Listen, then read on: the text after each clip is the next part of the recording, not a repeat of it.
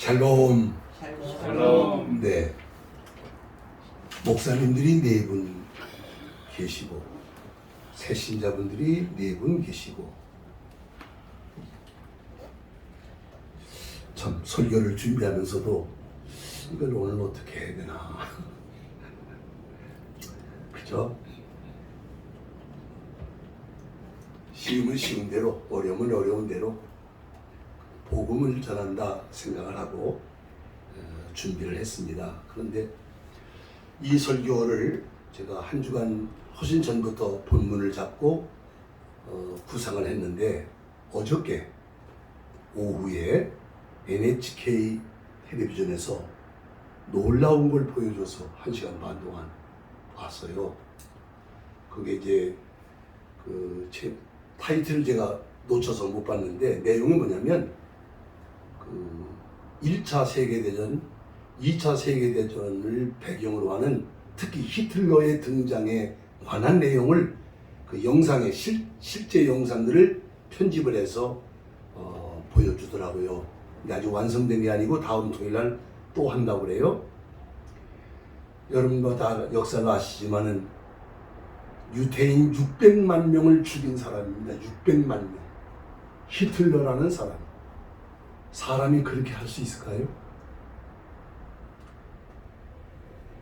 근데 그 영상을 1시간 동안 보면서 저는 마침 이 설교를 이제 마음에 이제 가지고 있는데, 그 영상을 보면서 많은 걸 생각하게 되었고, 또 오늘 설교하고 이렇게 연관을 한번 하게 됐습니다.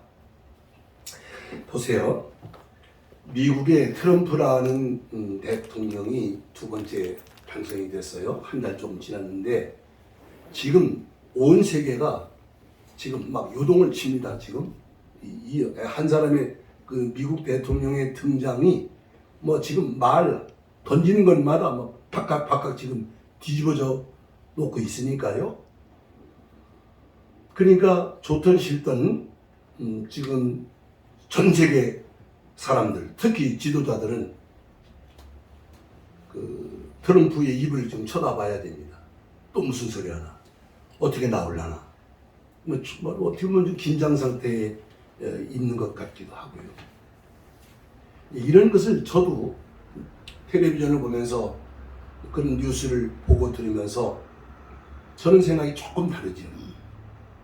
사람들은 트럼프의 모습이나 트럼프의 입에서 나오는 무슨 말을 들을까를 기대하고 보지만은, 저는 이 시대에 트럼프라는 사람을 미국 대통령으로 세우신 하나님의 경영은 무엇인가?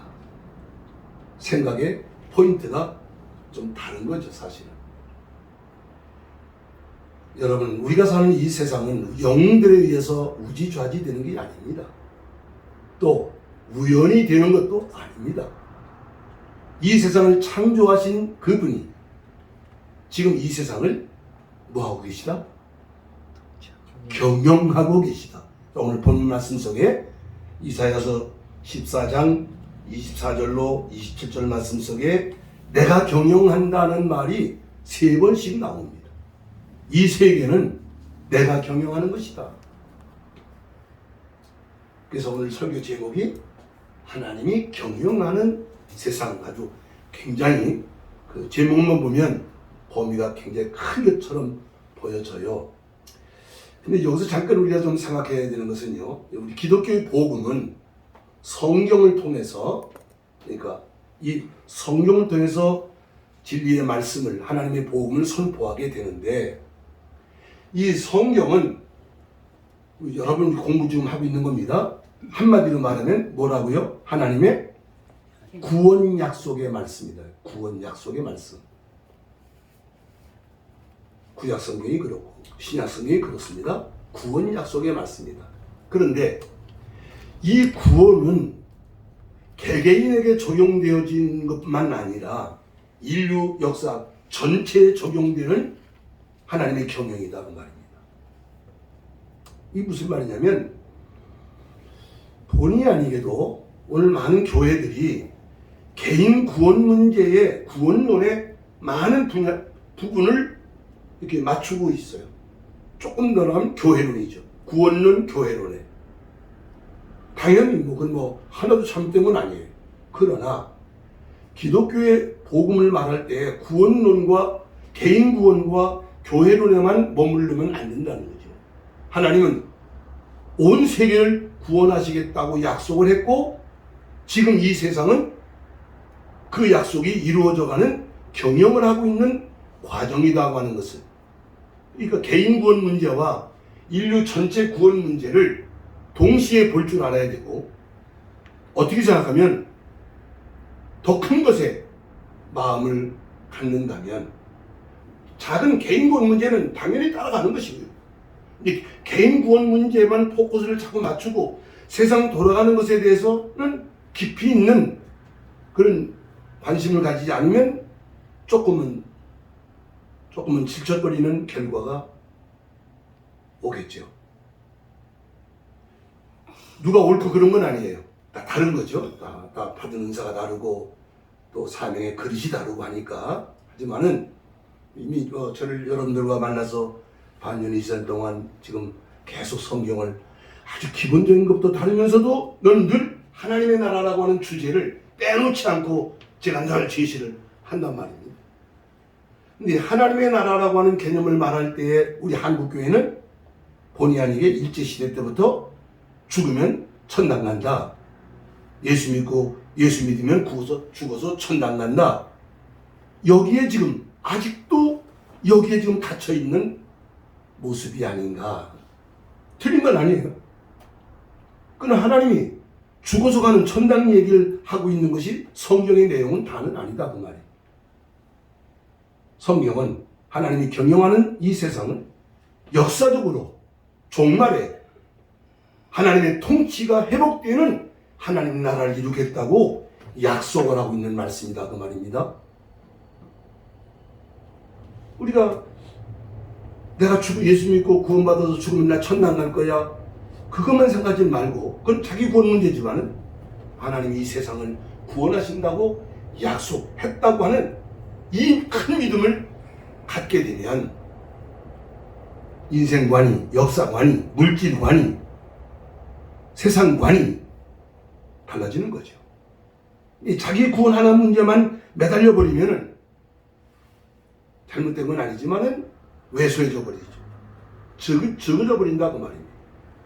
오늘 마침 하나님이 경영하는 세상이라는 이 본문 말씀을 이제 배경으로 하고 말씀을 드리려고 준비를 합니다. 자, 여기 위에 있는 성경은 그냥 제가 읽어 드릴게요. 이사야서 28장 29절에 보면은 이렇게 말씀하세요. 하나님의 경영은 기묘하시고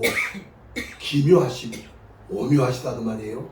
그러니까 보통 사람들이 아무나 쉽게 이해할 수 있는 것이 아니다 그 말이에요. 그런 거 있잖아요. 왜 히틀러 같은 사람이 나왔지? 하나님 저런 사람을 내셨지? 그 답이 안 나오는 얘기죠 사실. 그러나 오늘은 그 말씀 드릴 시간은 없는데 더 깊이 좀 들여다보면 거기도 하나님의 섭리하는 경영하는 섭리가 거기 있더라 그 말이에요. 전 세계에 흩어있던 유대인들이 보따리 싸질머지고 고국으로 돌아가야 되겠다, 시온으로 돌아가야 되겠다고 난리를 치고 도망가듯이 돌아갈 수밖에 없이 만든 것이 그 사건이더라 그 말입니다. 성경 예언을 이루려고. 성경은 서기 70년에 흩어진 유대인들이 135년에 완전히 무너진 이스라엘이라는 나라가 1948년에 유엔의 도움을 받아서 유대인들이 팔레스타인 땅에 돌아와서 이스라엘 나라를 독립하게 되는 사건이 있을 줄은 어느 신학자도, 그걸 말한 신학자는 없었다고 합니다. 그런데 1948년에 이스라엘이 돌아오는 걸 보면서 이게 성경이로구나, 이게 에스겔서 38장이로구나, 비로소 성경을 다시 보게 되는 상황이 됐다고 말을 합니다. 그게 경영입니다. 결정적으로 히틀러의 그 잔악한 그 살육 행위가 유대인들 하여금 가나안 땅으로 돌아가게 만드는 촉발하게 만들었다는 원인도 한 축이 된다는 사실을 말씀드리고 있는 것입니다. 여러분 시편 103편 19절에서 말씀하십니다. 여호와께서 하늘의 보좌를 세우시고 그 왕권으로 만유를 통치하시는도다. 세상 나라 우리 개인의 모든 생사화복 하나님의 주권 안에 있는 것입니다. 내가 하는 것 같고 사람이 하는 것처럼 보이지만은 아니요. 누가 하신다고? 누가 경영하신다고요? 하나님이 경영하시는 거예요. 여러분 로마서 11장 36절에 말씀하십니다. 만물이 주에게로부터 나오고 주께로 말미암고 주께로 돌아가리라. 이게 무슨 뜻입니까? 만물의 주권이 하나님 손에 있다 그 말이에요. 하나님이 경영하는 거다 그 말입니다. 그래서 에레미야 45장이나 사무엘상 2절에 있는 말씀을 제가 그냥 이렇게 요약해서 정리해드리면 하나님은 세우기도 하고 헐기도 하고 심기도 하고 심을 뽑기도 하고 가난하게도 하고 부하게도 하고 낮추기도 하고 높이기도 하고 죽이기도 하고 살리기도 하시는 분이 누구시라고? 하나님이시라고 성경이 말씀하고 있습니다. 이게 뭐예요? 하나님의 경영이다. 그러면 국제사랑교회는 누가 경영하시나요? 하나님이 하시는 거죠. 허목사님을 통해서 또 저 같은 사람 보내셔서 이걸 말씀드리려고 하는 거예요. 오늘 사람이 하는 것처럼 보이지만 사람만 바라보게 되지만 사람 소리를 듣게 되지만 사실은 즉 우리가 신앙적인 관점을 보면 크고 작은 모든 것이 하나님이 경영하심에 있다라고 하는 말씀을. 자, 본문 내용은 이렇습니다. 아주 본문은 간단한 거예요. 하나님께서 아수르라는 나라를 심판하시겠다는 거예요. 자, 읽어보세요. 자, 읽어보십니다. 25절, 26절. 내가 아수르를 나의 땅에서 파하며 나의 산에서 짓밟으리니 그때 그의 멍에가 이스라엘에서 떠나고 그의 장침이 그들의 어깨에서 벗어질 것이라. 이것이 온 세계를 향하여 정한 경영이며 이것이 열방을 향하여 편손이라 하셨나니. 자, 이거를 이해하려면 이것만 가지고는 이해가 안 되니까 제가 이제 칠판에 두 번째 칸에 그림을 이제 그린 거예요. 이 설명을 좀 들으시면 이해가 좀 도움이 좀 되십니다. 자, 하나님이 누구를 심판하신다? 아수르를 심판하신다고 지금 말씀한. 이게 내 경영이라는 거야, 하나님. 자, 이게 무슨 말이냐? 솔로몬 왕이 죽고 난 다음에 이스라엘 나라가 둘로 나뉘어지죠. 공부하셨죠? 기억나시죠? 북왕국, 남왕국이 있었습니다. 북왕국은 뭐 태생부터가 이미 신앙적이 아니었던 나라였으니까 결국 언젠간 망할 거라는 걸 작정된 거지만은 결국은 북왕국 이스라엘이라는 나라가 주전 721년에 이 연도는 그 역사학자마다 다 연도가 몇 년 차이가 나니까 그건 중요한 건 아니에요. 그래서 제가 공부한 내용으로는 721년에 아수르라는 나라에 의해서 북왕국이 망하게 됩니다. 10지파로 만들어진 북쪽 나라가 말이죠. 그리고 이놈이라지. 이 아수르가 남왕국 유다까지 먹으려고 수없이 시도를 합니다. 그때 이사야라는 선지자가 바로 이 유다 나라를 말하면 지키기 위해서라고 그럴까, 어지간히 그 상황에서 선지자로서의 참 고군분투했던 선지자가 이사야라는 사람이에요. 그런데 지금 이 본문 내용은 아수르에 의해서 북왕국이 망했는데 결국은 남왕국 유다도 다음 100년 뒤에 망하게 돼요. 누구한테 망하냐면 흑반을 써놨으니까 바빌론에게 망하게 돼요. 그런데 여기 재밌어요. 아수르가 누구한테 망하냐면 누구한테 망할까? 바벨론에게 망하는 거예요. 이게 지금 그 말씀이다. 이게 하나님이 경영하는 일이었다고 말이에요. 아수르라는 나라를 통해서 북왕국 이스라엘을 심판하시는 하나님인데 이제 그놈은 새로운 제국을 통해서 그놈을 여지없이 짓밟고 심판해 버리신다고 말씀했는데 말씀대로 됐다고 말입니다. 자, 이제 추가해서 말씀드린 거예요. 이제 바벨론은 남한국 유다를 멸망시켜서 이제 남북이 다 이제 하나가 되고 말하는데 다 망했는데 여러분 바벨론은 누구한테 망하느냐면 페르시아에게 망해요. 지금의 이란을 말합니다.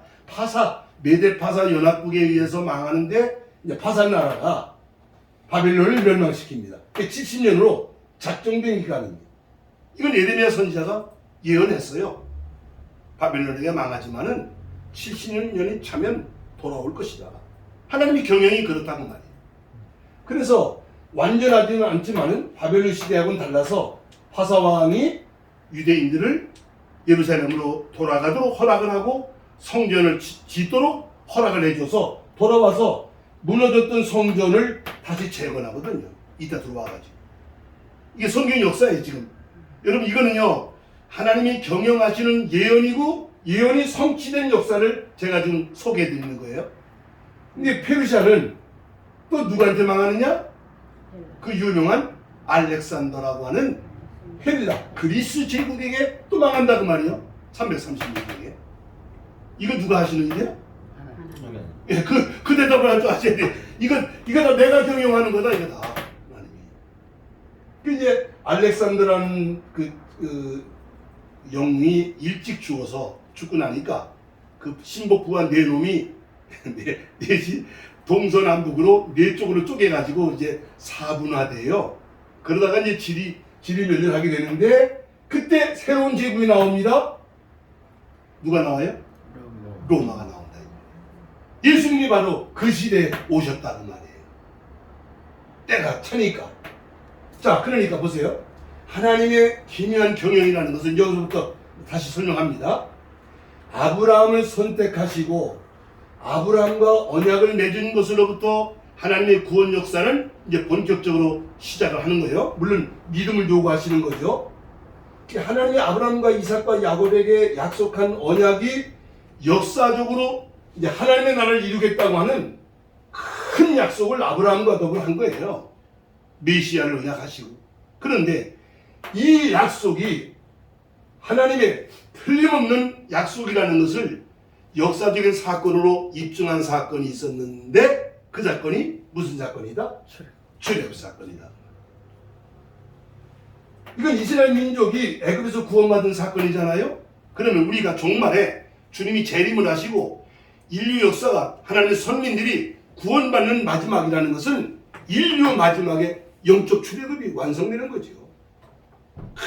큰 출애굽이 작은 출애굽으로 설명이 된다고 말이에요. 증명됐다고.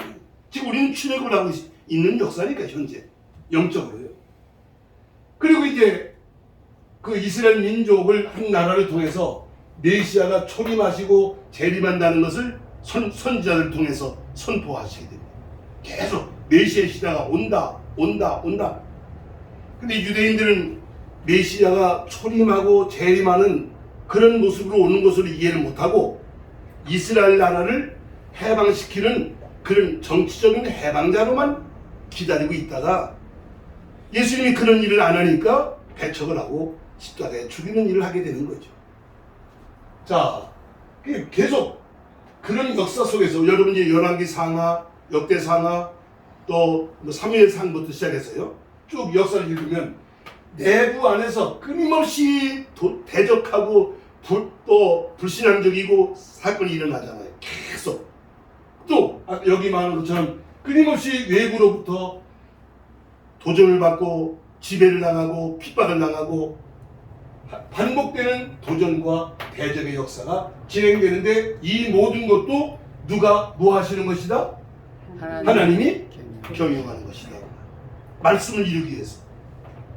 마침내 때가 돼서 여자의 아들을 몸을 통해서 예수님이 이 땅에 오신다고 말씀한 대로 오셨다는 말입니다. 역사 속에 하나님이 사람으로 이 땅에 오셨습니다. 그리고 그 오신 주님은 그 오신 주님은 고난의 메시아로 오셔서 십자가의 죽으심을 통해서 우리 죄 문제를 해결하신 거죠. 거듭 말씀드리지만은 평화를 말하고 행복을 말합니다. 모든 종교들이, 모든 영웅 호걸들이 불가능한 일입니다. 왜요? 왜? 죄 문제가 있는 한은 행복이고 평화가 다 불가능한 얘기예요. 죄 문제를 해결하신 메시아는 누구뿐이다? 예수님밖에 없다. 그러니까 예수님 얘기하는 거예요. 그런데 그 예수님은 이제 하늘로 가시면서 성령 시대가 온다고, 교회 시대가 온다고 말씀하시면서 다시 오신다는 약속을 하고 하십니다. 지금 우리는 2000년 전에 오셨던 예수님을 메시아로 믿는 믿음만 가진 게 아니라 어떤 믿음? 다시 오실 예수님을 기다리는 믿음을 가진 것이 기독교 신앙이에요. 이 재림 신앙이 희미해지면 안 되는 거예요. 그렇다고 어떤 그 종말론자들처럼 막 날짜를 맞추고 뭐 장소를 맞추고 그런 식으로 접근해서도 안 되는 거예요. 원론적으로 큰 틀을 붙잡으시면 된다고 말이에요. 야, 때가 되면 주님 다시 오실 것입니다. 영광의 메시아로 오실 것입니다. 오시면 뭐가 완성돼요? 하나님 나라가. 다시 말하면 여기서 말하는 하나님 나라, 하나님 통치가 완전히 회복되는 나라다 그 말입니다. 하나님의 통치가 회복되는 나라.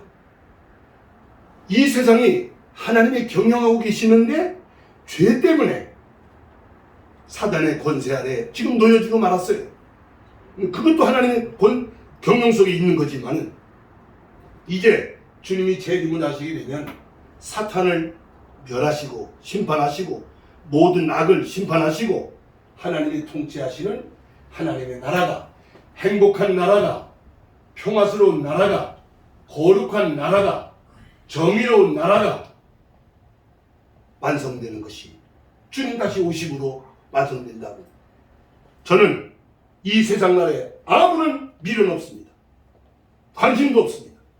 어떤 걸 좋은 걸 봐도 어떤 소식을 들어도 나는 하나님 나라를 기다리고 준비하는 것에 마음 쏟는 목사지 세상 것에 흔들리고 끌려다니고 싶지 않은 목사입니다.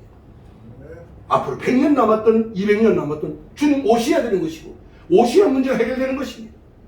왜? 하나님의 경영은 반드시 지금 뭐라 그랬어요?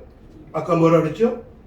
내가 생각한 것이 반드시 되며 내가 경영한 것을 반드시 어떻게 하리라? 이루리라. 말씀이 이루어져 가고 있습니다. 지금 우리 신앙은 허접스러운 것을 믿는 게 아니에요. 이 약속을 믿는, 하는 약속을 믿는 것입니다. 그래서 아까 이제 이 그림을 제가 설명해 드렸습니다만은 예수님이 초림하신 이후 지금 우리는 교회 시대라는 교회 시대를 살고 있습니다. 이 교회는 성령 역사하는 시대죠. 뭐 방언하고 병 고치고 이런 건 그건 다 지엽적인 거예요. 본질 자체가 지금은 성령 하나님이 오시는 시대고 성령 하나님이 역사하는 시대니까. 자, 그런데 여기 이제 그림 보시면 세상 역사는 끊임없이 교회를 핍박하고 대적하고 변질시키려고 하고 목사들을 타락시키고 끊임없는 대적이 일어나고 다니엘서 있는 말씀처럼 또 끝까지 전쟁이 작정되어 있다고 한다고 말이에요. 저는 어저께 히틀러의 그 섬찟한 그 모습을 보면서 야, 사탄에게 지배를 당한 한 시대에 저렇게 악하게 쓰임받는 멀쩡한 놈같이 보이는데 온 독일 국민들이 90%가 그를 지지하고 그를 수상으로 뽑았어요. 그럼 삽시간에 마귀로 돌변해가지고 유대인들을 600만 명을 죽입니다. 600만 명. 씨를 맞이는 거죠. 무서운 놈입니다. 그런 역사가 있었어요. 자, 여러분 지금 이제 말씀드린 내용이 좀 중요한 내용인데요. 저는 앞으로 이 세계가 어디로 가는 것인가? 저 성경이 말씀한 겁니다. 다니엘서와 요한계시록을 통해서 조심스럽게 내다보는 것은 앞으로 더 어려워지는 세상이 오는 것이다. 예수님 다 말씀하신 거예요. 전쟁이 일어날 것입니다. 적그리스도가 나타날 것입니다. 앞으로 큰 환란이 우리에게 짧은 기간이지만 있을 것입니다. 걱정할 거 없습니다. 지난 주일날 무슨 설교했죠? 한계숙 씨, 지난 주일날 설교 제목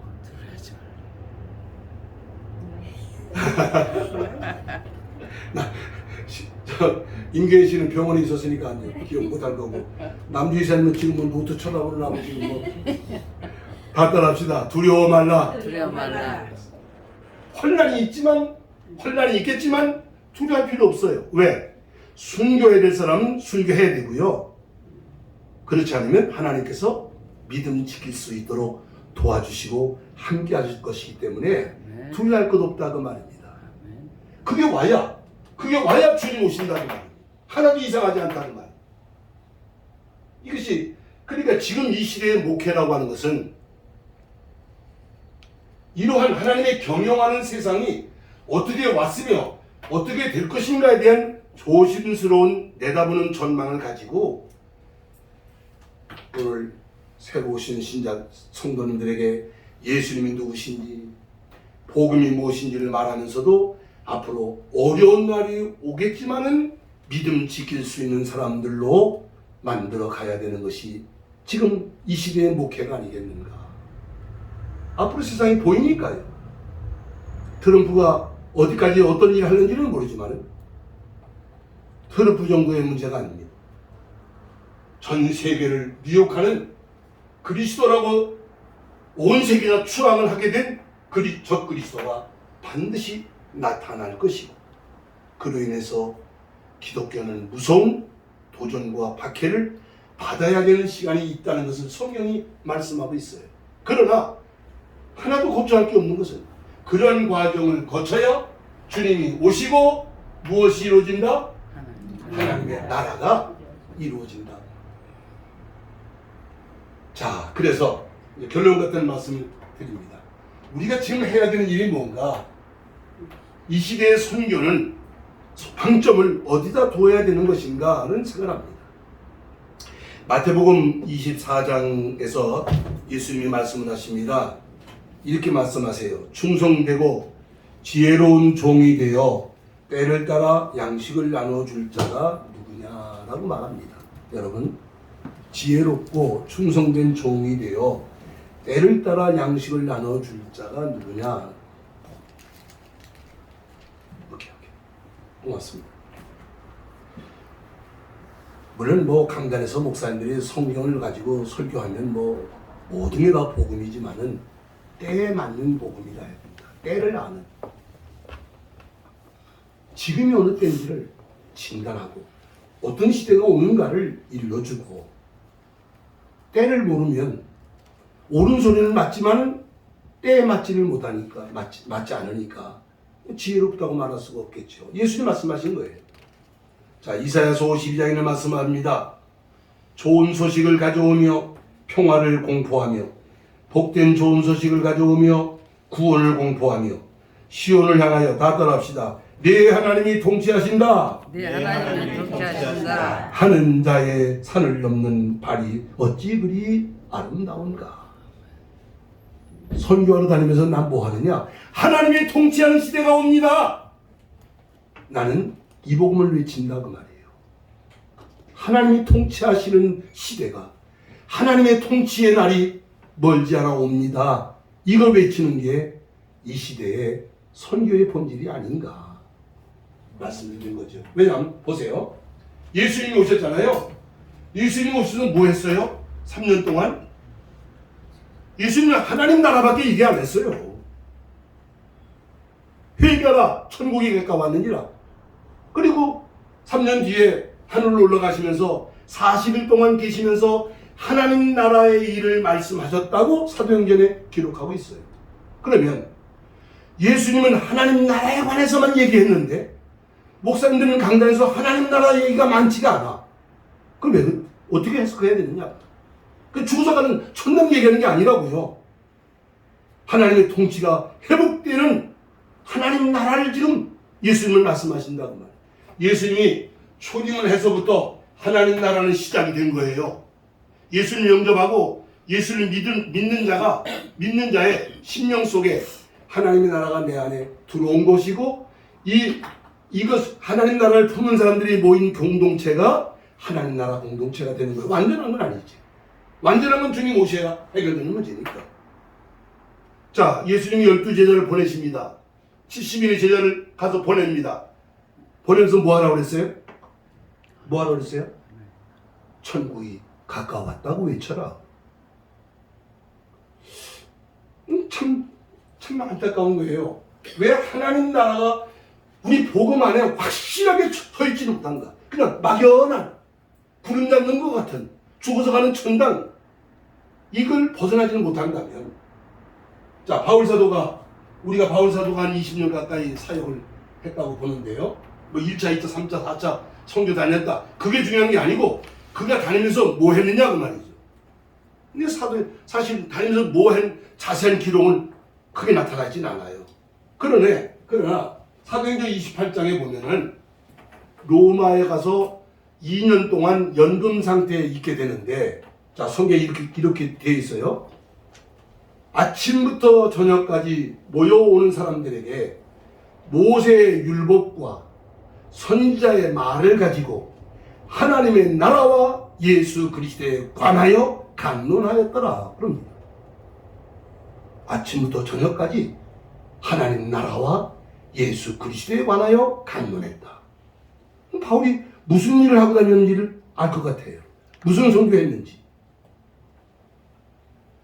자, 여러분, 우리는 이 바울이 고린도전서에서 하나님의 비밀을 맡은 자로 여길지어다라는 말씀을 하거든요. 하나님의 비밀이 뭡니까? 그 요한계시록 10장에 보면은 7째 천사가 소리 내는 날, 그 나팔을 불게 될 때에 하나님이 그의 종 선지자들에게 전하신 복음과 같이 하나님의 비밀이 이루어지리라 그랬거든요. 그럼 여기서 말하는 하나님 비밀, 하나님 나라를 말하는 것입니다. 하나님은 예수님이 이 땅에 이 세상 나라에 오신 목적이 세상 나라를 하나님 나라 되게 만들려고 오신 거예요. 그래서 십자가에 죽으신 거고, 그래서 부활하신 것이고, 그 다시 오시는 것이고, 그게 하나님 비밀이에요. 그래서 요한계시록 11장 15절에 보면은 같은 얘기입니다. 7째 천사가 나팔을 불매 하늘에 큰 음성이 나서 가로되 다 따라합시다. 세상 나라가 주와 그리스도의 나라가 되어 그가 세세토록 왕노로 다시리로다. 할렐루야. 뭔가 이게 벙어리가 딱 이게 손에 잡힌다고 그럴까요? 아, 이걸 해야 되는 거로구나. 이 본론을, 이 본질을 붙들고 그 다음에 뭐 이것도 해도 되고 저것도 뭐든지 해도 돼요. 뭐든지. 그러나 이 본질을 본질답게 붙들고 있지를 못하면 지역적인 것에 끌려다니고 몰려다니고 우왕좌왕하고 왔다 갔다 한다는 말입니다. 하나님이 경영하는 세상, 하나님은 하나님의 나라를 이루기 위해서 세상 역사를 지금 말씀하신 대로, 예언하신 대로 경영하고 계시는데 지금 끝자락에 와 있다고 말입니다. 끝자락에. 이런 마지막 때에 우리가 부르심을 받았고, 북제사랑교회에 여러분들이 지금 한 가족이 지금 되시고 계시는데, 여기서 뭘 해야 되는가? 제가 여러분들하고 언제까지 얼만큼이나 또 말씀을 같이 나누고 할지는 모르지만은 있는 동안 저는 예수 그리스도와 하나님 나라 복음을 여러분들에게 전해드리고 성경을 공부하고 하는 일에 집중하면서 이건 미래적인 얘기겠지만은 현재 내 안에 하나님 나라를 이루기 위해서 힘쓰는 우리가 되어야 할 줄로 믿습니다. 아멘. 예수님 말씀하시잖아요. 하나님 나라는 여기 있다 저기 있다 하지 못하리니 어디 있느니라? 내 안에 있느니라. 여기 하나님 나라가 이루어져야 하나님 나라에 들어가는 거예요. 비자가 여기 있어야 들어갈 거 아니에요. 비자가 있어야. 여기 하나님 나라가 이루어져야 돼요. 그럼 여기에 하나님 나라가 이루어졌는지 안 이루어졌는지는 뭘 보면 아느냐? 삶을 보면 아는 거지. 생각하는 것, 말하는 것 완전하진 않지만은 그것이 마태복음 5장, 6장, 7장의 산성보훈의 말씀이다 그 말이에요. 이 땅에 살고 있는, 세상 나라에 살고 있는 하나님 나라 사람은 어떻게 살아가야 되는가? 마음이 가난한 자, 온유한 자, 애통하는 자, 청결한 자, 핍박받는 자, 삶을 말한다. 좁은 문으로 들어가는 자. 아니, 뭔가 아주 어색하지 않게 하나로 딱 엮어지잖아요. 이것이 말이지. 저와 여러분들은 사는 날 동안, 아니면 주님 오실 때까지 하나님 나라 사람으로 살아가기를 힘쓰는 성도가 되어야 될 줄로 믿습니다. 아멘. 그런데 문제는 이게 쉽지가 않다는 말이에요. 간단하지가 않다는 말이에요. 그래서 성경을 부지런히 연구하고 배우고 잘 깨달아야 되고, 그 다음 성령을 받아야 되는 이유가 여기 있다 그 말입니다.